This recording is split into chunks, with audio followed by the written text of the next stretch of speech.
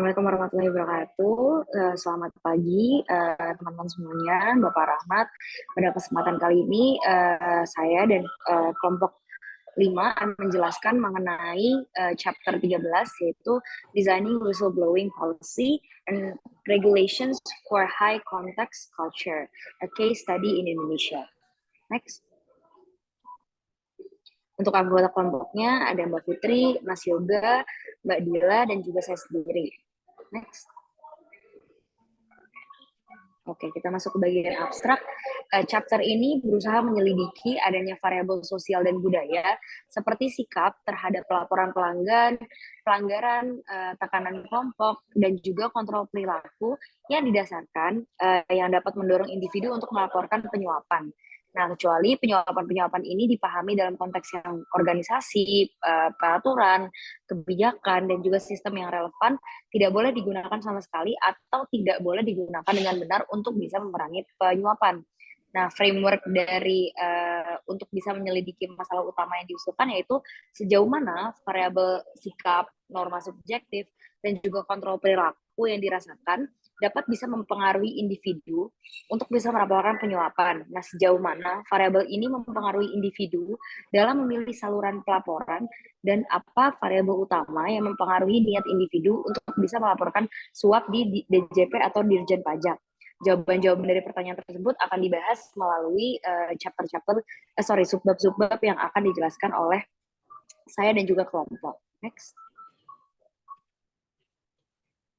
Nah, untuk introduction-nya, tujuan dari chapter ini adalah untuk bisa mendeskripsikan hasil studi suap dan juga whistleblowing di Direktorat Jenderal Pajak atau DJP yang ada di Indonesia.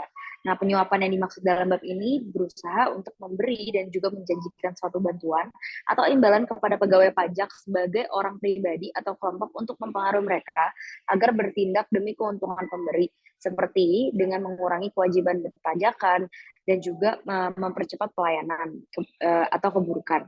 Nah, whistleblowing ini didefinisikan sebagai pengungkapan oleh anggota organisasi dari praktik-praktik ilegal dan tidak bermoral atau tidak sah di bawah kendali majikan mereka.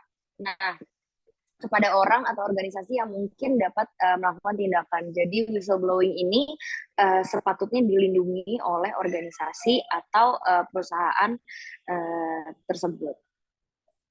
Next.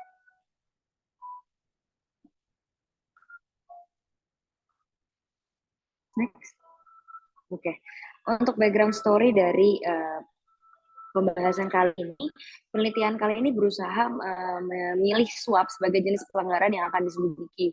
Alasannya adalah karena di Dirjen Pajak sendiri atau Direktorat Jenderal Pajak ini telah menarik minat publik terbesar di Indonesia. Contohnya adalah kasus Gayus Tambunan.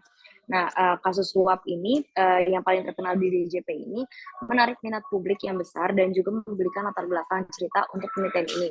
Meskipun Gayus Tambunan ini dihukum 10 tahun penjara, ia menggambarkan dirinya sebagai small fish atau ikan kecil dibandingkan dengan pelanggar-pelanggar lain yang jauh lebih besar di Dirjen Pajak. Menguatkan pernyataan analisis terkait penunjukan bahwa mafia pajak yang signifikan ini beroperasi di dalam organisasi. Yaitu, selain itu, seperti yang ditunjukkan oleh survei-survei oleh organisasi non-pemerintah, Welfare Initiative for Better Society yang dikutip dari Pramudatama tahun 2012, di Indonesia sendiri akan kehilangan sekitar 50% atau jika dirupiahkan bisa sebesar 521 triliun dari pendapatan pajaknya sebagai akibat dari pelanggaran tersebut. Next. Selanjutnya akan dijelaskan oleh rekan saya. Baik, terima kasih. Untuk yang berikutnya kita akan membahas tadi yang sudah dijabarkan oleh sedikit terkait dengan suap oleh Sarah. Kali ini saya akan lanjutkan lagi terkait dengan definition of bribery and scope. Jadi, seperti yang kita ketahui, penyuapan umumnya ditentukan dan diterima secara luas sebagai salah satu bentuk korupsi. Meskipun antara korupsi dan juga suap itu dengan jelas merujuk pada transfer sumber daya yang dalam arti atau konotasi itu hal yang buruk. Dan banyak organisasi juga yang masih merasa sulit untuk mengidentifikasi dan juga menjelaskan antara penyuapan dan juga korupsi, terutama untuk membawa istilah-istilah tersebut dari pengertian umum. Seperti halnya kalau kita mendefinisikan korupsi sendiri, Organization for Economic Cooperation and Development atau disingkat OECD, Dewan Eropa dan juga Konvensi Perserikatan Bangsa-Bangsa itu tidak secara eksplisit menggambarkan korupsi, tapi OECD ini memang membuat daftar perilaku korupsi yang mencakup penyuapan pejabat publik asing, dan selain itu definisi korupsi itu mungkin sedikit berbeda. Jadi korupsi itu dari OECD itu mengidentifikasi lebih banyak kesamaan dalam definisi internasional tentang korupsi untuk tujuan kebijakan. Nah, definisi umumnya itu adalah terkait dengan penyalahgunaan jabatan publik atau swasta untuk keuntungan pribadi. Definisi ini dapat digunakan sebagai referensi untuk pengembangan kebijakan, peningkatan kesadaran, dan juga perjabaran strategi anti korupsi.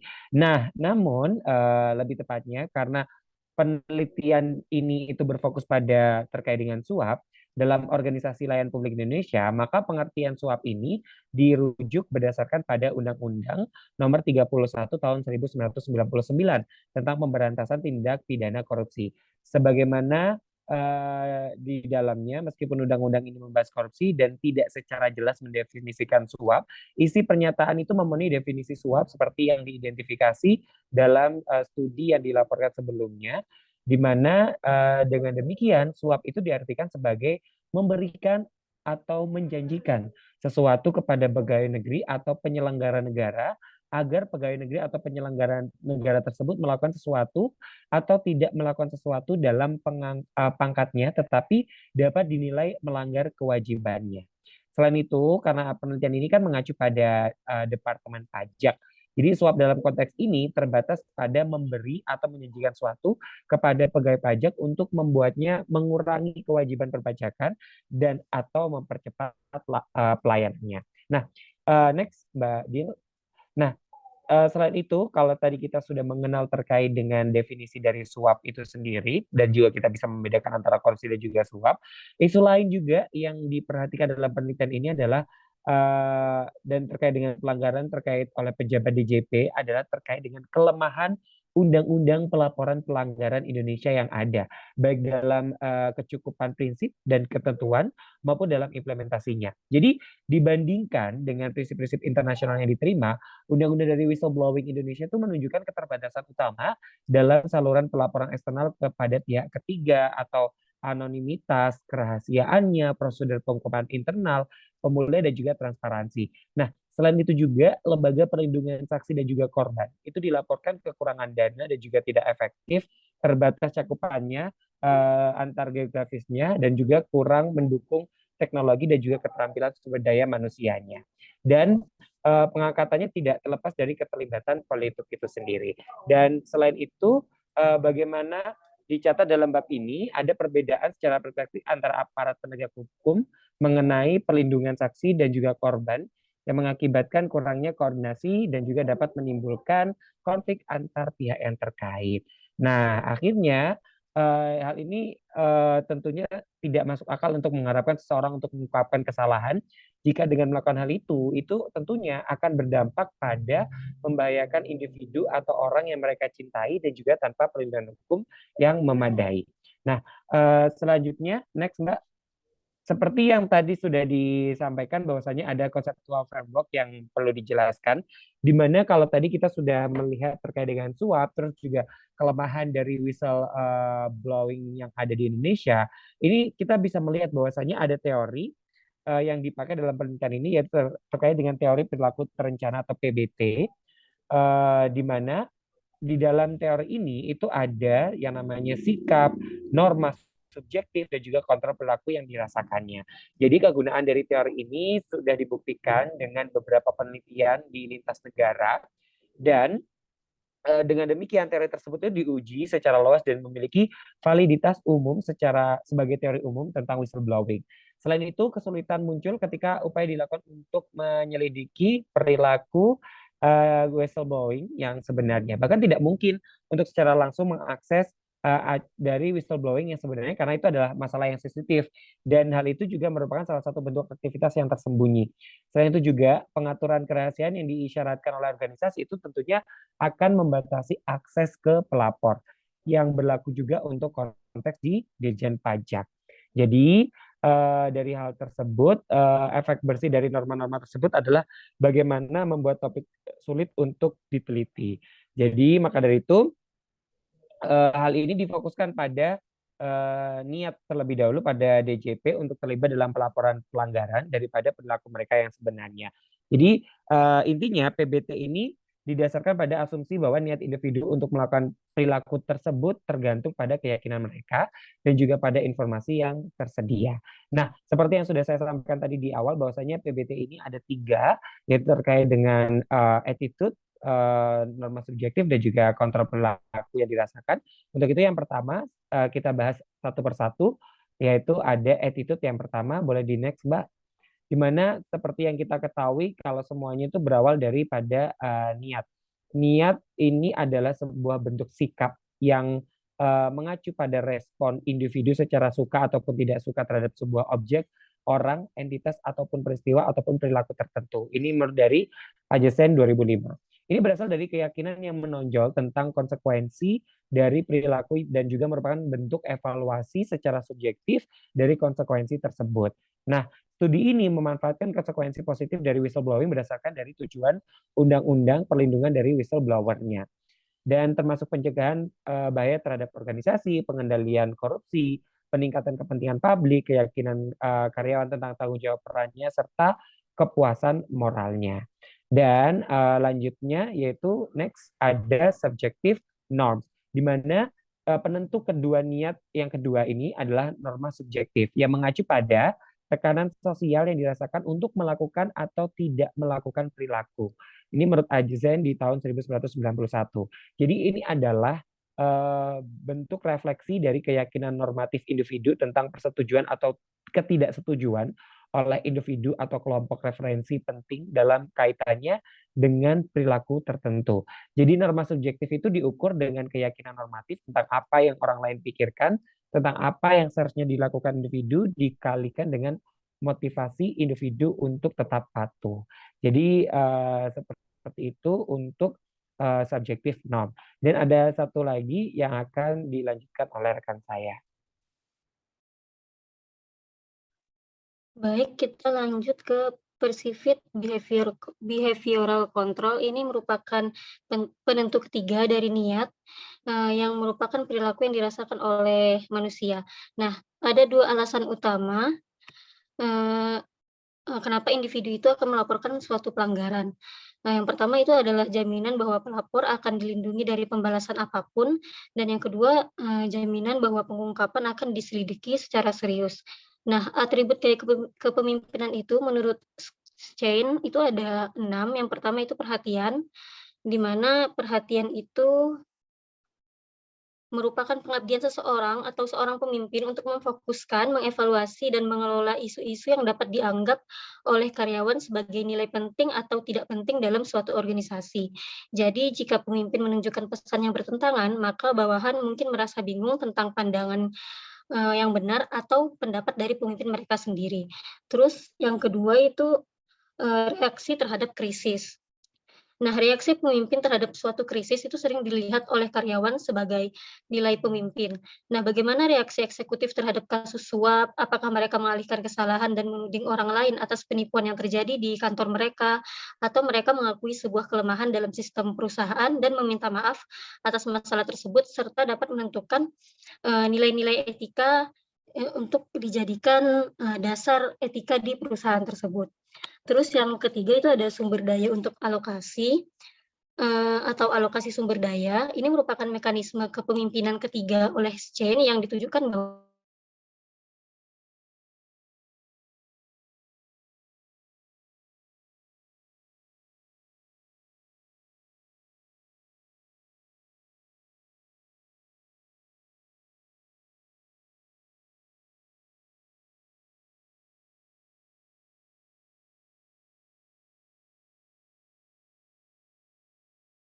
persepsi tersebut oleh karyawan dapat dijadikan sebagai suatu iklim yang membenarkan segala cara yang pada gilirannya dapat menyebabkan sebuah lingkungan kerja yang korup atau tidak sehat. Terus yang keempat itu role model atau bagaimana pemimpin itu berperilaku. Nah, mekanisme keempat oleh Stein ini dianggap sebagai salah satu yang paling tanggung jawab penting para pemimpin dalam suatu organisasi. Nah, model ini memperkuat cara etis untuk melakukan suatu bisnis, namun sisi negatifnya itu merupakan contoh perilaku oleh pejabat tinggi yang cenderung mengikis standar etika. Nah, terus yang kelima itu ada alokasi penghargaan atau allocation reward, itu merupakan penghargaan kinerja yang berdasarkan prestasi oleh para pemimpin organisasi untuk menunjukkan budaya organisasi yang berlaku. Namun, jika individu yang tidak etis dalam organisasi masih dihargai, maka pesan informal ini mengirim pesan yang lebih kuat tentang budaya perusahaan yang sebenarnya dianggap mempromosikan praktik bisnis yang tidak etis. Terus yang keenam itu ada kriteria untuk seleksi dan pemberhentian. Nah, kriteria seleksi dan pemberhentian dalam proses seleksi internal untuk karyawan itu merupakan suatu alur yang bertujuan untuk memastikan budaya perusahaan itu tetap ada dan utuh untuk kepentingan para pemimpin.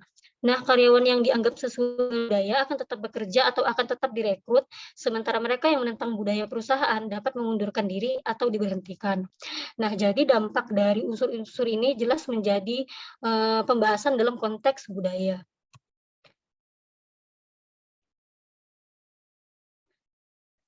Next itu kita membahas mengenai preference of reporting channels.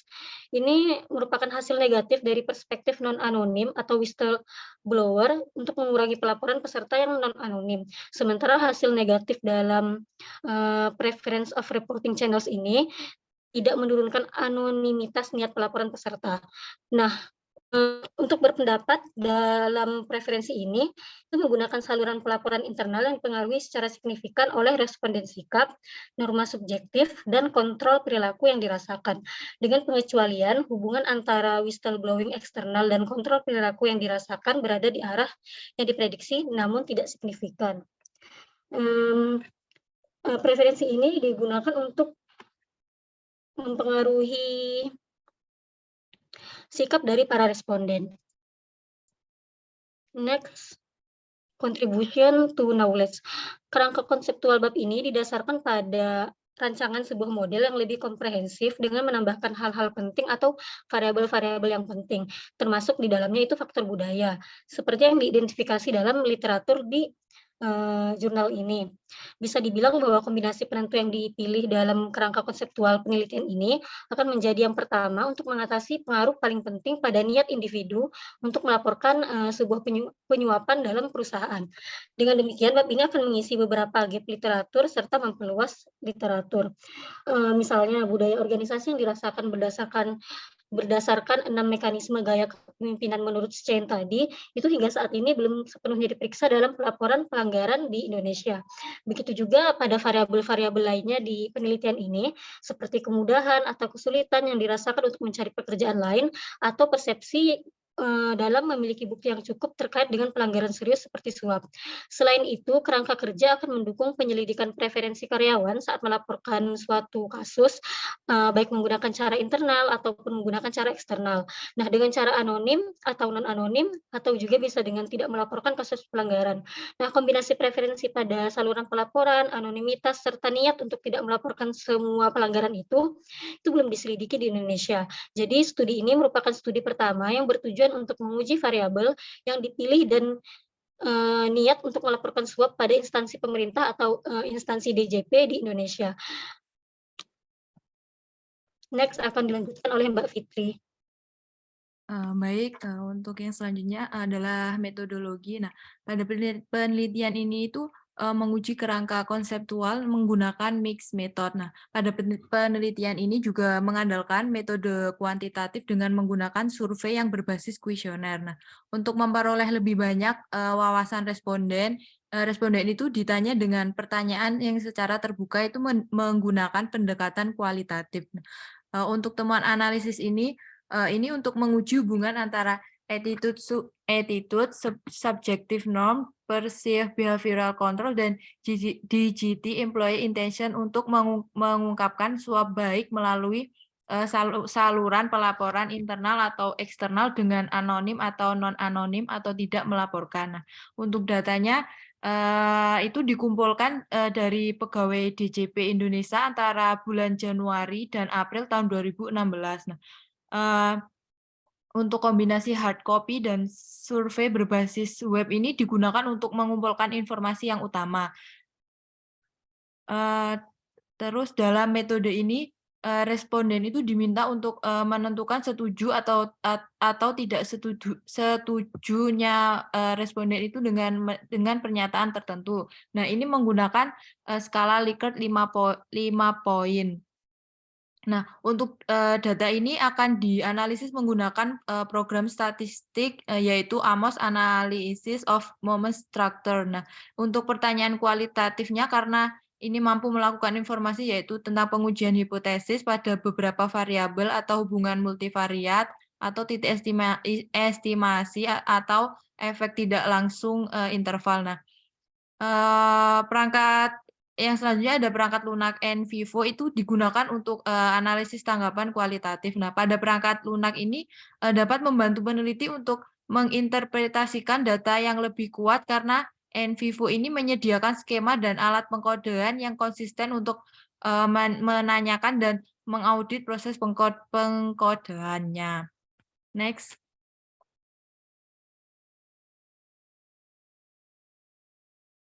Untuk preliminary finding, nah untuk analisis kuantitatif ini belum diselesaikan. Penelitian ini juga menyajikan temuan awal yang diambil dari tanggapan kualitatif terhadap pertanyaan secara terbuka yang diperoleh dari kuesioner hard copy. Yang terutama itu berfokus pada penyelidikan alasan responden itu untuk tidak melaporkan suap. Dari 696 survei yang diselesaikan, 545 atau 78% itu mengatakan responden itu akan melaporkan kepada pihak yang berwenang jika mereka melihat penyuapan itu terjadi di tempat kerja. Tetapi 118 atau sekitar 17% itu tidak mau melaporkannya. Sementara itu 33 atau 5% sisanya itu tidak menjawab pertanyaan. Dari 118 responden ini yang menyatakan tidak akan melaporkan suap sejumlah 70 atau 59% itu memberikan komentar terkait alasan tidak melapor. Seperti yang disarankan oleh Bjorkel dan Bai itu mengidentifikasi alasan pengamat untuk tetap diam sangat penting untuk menentukan whistleblowing yang sebenarnya. Temuan ini akan memperjelas perbedaan antara variabel yang dapat mendorong atau mencegah individu untuk melaporkan kesalahannya. Nah, dari 70 responden yang memang ingin melapor kepada pihak yang berwajib, ini mereka dapat diklasifikasikan ke dalam 4 kelompok utama, yaitu yang kelompok pertama ada 30 responden atau sekitar 43% sebagai mayoritas tidak mau melapor karena takut akan konsekuensi atau pembalasan atau tidak percaya dengan sistem yang ada. Misalnya kayak kepercayaan yang rendah pada institusi karena mereka itu percaya bahwa tidak ada perlindungan untuk anonimitas. Nah, untuk penyelidikan masa depan itu akan diarahkan kepada analisis kuantitatif data. Ini akan menyelidiki semua faktor penentu seperti attitude, norm subjektif, dan behavioral control yang dirasakan. Karena sekarang hubungan antara variabel yang diselidiki dan niat karyawan dari DJP itu untuk melaporkan suap itu belum disimpulkan. Nah, selain itu, preferensi karyawan untuk menggunakan saluran pelaporan secara eksternal atau internal ini secara anonim atau non-anonim dengan kondisi yang terkait itu tidak dapat disajikan dalam penelitian ini. Nah, untuk faktor penentu yang paling berpengaruh bagi pegawai DJP itu untuk melaporkan atau tidak melaporkan suap di lingkungan organisasi juga masih dalam penyelidikan. Next.